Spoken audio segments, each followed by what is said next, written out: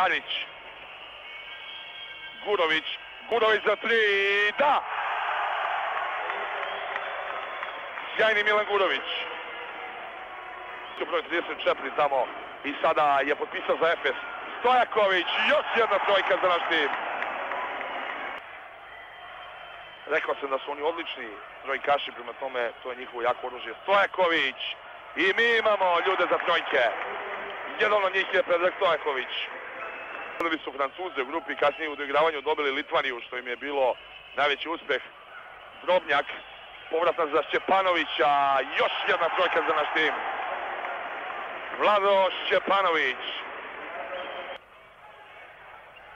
Na drugu stranu za Šćepanovića. Šćepanović, sjajna finta.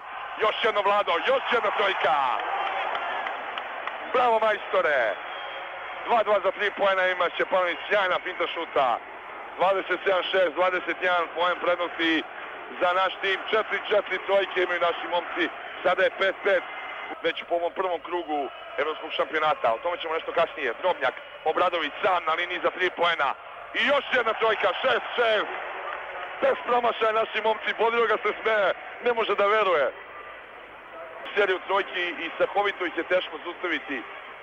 Stojaković, nova trojka! Nova trojka za Jugoslaviju! 7-7, neverovatno! Pa ja se nadam da gledate ovo. Stojaković za 3, joj! Pa 8-8 trojke. 18 poena ima Predrag Stojaković. Imaju naši momci sreće sada. Tarlać, Gurović, Stojaković, još jednom Peđa.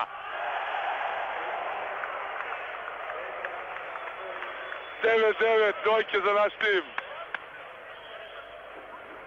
21. poen Predraga Stojaković. Gurović. 10-10 trojke, bez promašaja. 8 poena ima Milan Gurović.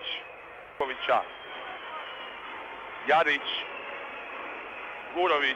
Gurović pokušava i pogađa 11. trojku. 11. trojka jugoslovenskog tima. 11 poena Milana Gurovića, njegova treća trojka.